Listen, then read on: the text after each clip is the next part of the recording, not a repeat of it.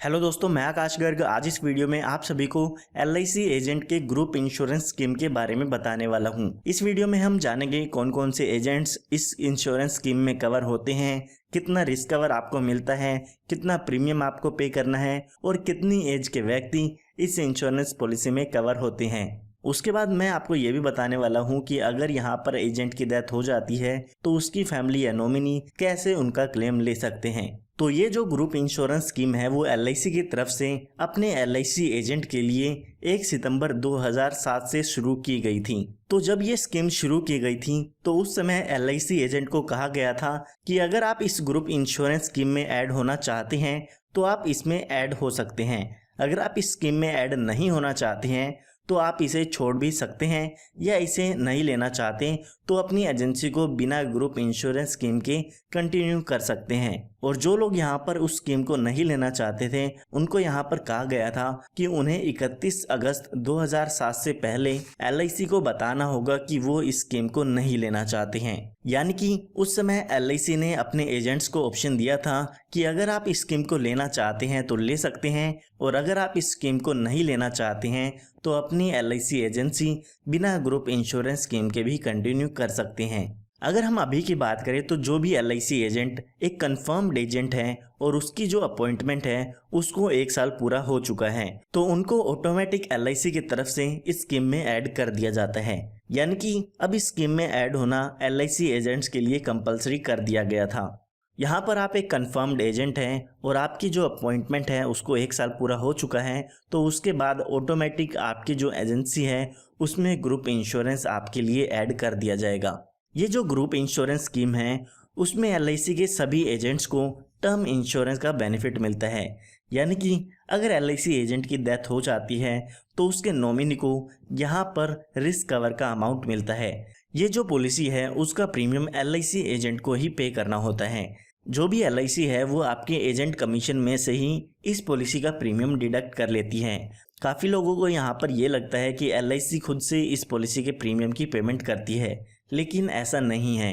जो भी आपका कमीशन बिल होता है आप उसमें यहाँ पर देख पाएंगे कि यहाँ पर ग्रुप इंश्योरेंस स्कीम का जो प्रीमियम है वो एलआईसी डिडक्ट कर लेती है। तो आइए अब जानते हैं कि इसमें आपको कितना रिस्क कवर मिलता है और एलआईसी की तरफ से आपका कितना प्रीमियम इसमें डिडक्ट कर लिया जाता है। तो यहाँ पर आपकी एजेंसी को 3 साल से कम हुए हैं तो आपको यहाँ पर 3 लाख रुपए का रिस्क कवर मिल जाता है। और अगर आपकी एलआईसी एजेंसी को 3 साल से ज़्यादा और 5 साल से कम हुए हैं तो आपको यहाँ पर 5 लाख रुपए का रिस्क कवर मिलता है। उसके बाद आपकी एजेंसी को अगर 5 साल से ज़्यादा हो चुकी हैं और 10 साल से कम हुए हैं तो आपको यहाँ पर 7 लाख रुपए का रिस्क कवर मिलता है। और अगर आपकी एजेंसी को 10 साल से ज़्यादा हो चुके हैं तो यहाँ पर आपको 12 लाख रुपए का रिस्क कवर मिलता है। पहले ये जो रिस्क कवर का अमाउंट है वो आपको कम मिलता था, लेकिन 31 मार्च 2021 को जो सर्कुलर आया था उसके हिसाब से ये जो रिस्क कवर का अमाउंट है उसको इंक्रीज़ कर दिया गया है। तो जैसे कि यहाँ पर रिस्क कवर का अमाउंट इंक्रीज़ हुआ है उसी तरह से यहाँ पर प्रीमियम भी इंक्रीज़ हो गया है। जो इनका प्रीमियम है वो यहाँ पर आप स्क्रीन पर देख सकते हैं। अगर हम बात करते हैं कि एलआईसी की तरफ से कब इसका प्रीमियम डिडक्ट किया जाएगा तो 2021 के अप्रैल मंथ से लेके अगस्त 2021 के बीच में आपका जो भी कमीशन होगा उसमें से इस पॉलिसी के प्रीमियम की डिडक्शन कर ली जाएगी। आइए अब बात करते हैं कि इस इंश्योरेंस स्कीम में कितनी उम्र तक के एजेंट्स कवर होते हैं। तो यहाँ पर अगर हम पुरानी सर्कुलर के हिसाब से देखते हैं तो उसमें कहा गया था कि 65 साल तक के व्यक्ति इस इंश्योरेंस पॉलिसी में कवर होते हैं। यहाँ पर अगर हम बात करते हैं एलआईसी के लेटेस्ट सर्कुलर की जो कि 17 अप्रैल 2021 को आया था तो उसमें ये कहा गया था कि अगर कोई एजेंट पहले ग्रुप इंश्योरेंस स्कीम में कवर थे और वो ग्रुप इंश्योरेंस स्कीम नहीं लेना चाहते हैं तो 30 अप्रैल 2021 से पहले एलआईसी को वो लोग एप्लीकेशन दे सकते हैं। यानी कि आप ग्रुप इंश्योरेंस स्कीम को छोड़ सकते हैं। अगर आप एप्लीकेशन नहीं देते हैं तो एलआईसी की तरफ से ये माना जाएगा कि आप ग्रुप इंश्योरेंस स्कीम को कंटिन्यू करना चाहते हैं और एलआईसी आपका प्रीमियम आपके कमीशन में से डिडक्ट कर लेगी।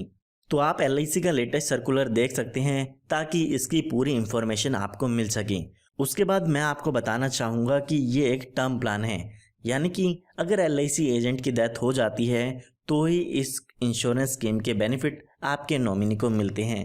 यहाँ पर अगर अभी तक आपने अपनी LIC एजेंसी में नॉमिनी की डिटेल्स ऐड नहीं कराई है तो जल्दी से जल्दी आपको अपनी नॉमिनी की डिटेल्स आपकी एजेंसी में ऐड करानी चाहिए। अगर यहाँ पर हम क्लेम की बात करें तो अगर LIC एजेंट की डेथ हो जाती है तो उसकी एजेंसी में जो भी नॉमिनी है वो इस क्लेम के बेनिफिट ले सकते हैं। आपके नॉमिनी को LIC की ब्रांच में डॉक्यूमेंट सबमिट करने होंगे जिसकी मदद से आपके नॉमिनी को क्लेम मिल सकता है। उसके बाद यहाँ पर काफ़ी लोग पूछते हैं कि क्या इस पर लोन भी अवेलेबल होता है या नहीं होता है। तो यहाँ पर मैं आपको बताना चाहूँगा कि इस पर कोई भी लोन अवेलेबल नहीं होगा, ना ही इस पर कोई डबल एक्सीडेंटल बेनिफिट अवेलेबल है। अगर हम इसके पॉलिसी बॉन्ड की बात करें तो वो भी इसमें आपको नहीं मिलता है क्योंकि ये एक ग्रुप इंश्योरेंस स्कीम है। तो उम्मीद करता हूँ आपको इस वीडियो में पता चल गया होगा कि आपका कितना ग्रुप इंश्योरेंस स्कीम में इंश्योरेंस कवर रहता है। फिर भी अगर आपको कोई डाउट है तो वो आप कमेंट में पूछ सकते हैं। अगर आप और भी कुछ डिटेल जानना चाहते हैं तो वो आप सर्कुलर देख के जान सकते हैं। तो उम्मीद करता हूँ आपको ये वीडियो पसंद आई होगी, और पसंद आई हो तो इस वीडियो को लाइक ज़रूर कीजिएगा। अगर आप ऐसे ही वीडियोस चाहते हैं तो आप हमारे चैनल को सब्सक्राइब कर सकते हैं ताकि इस तरह की लेटेस्ट वीडियोस आप सभी को फ्री में मिलती रहे। धन्यवाद।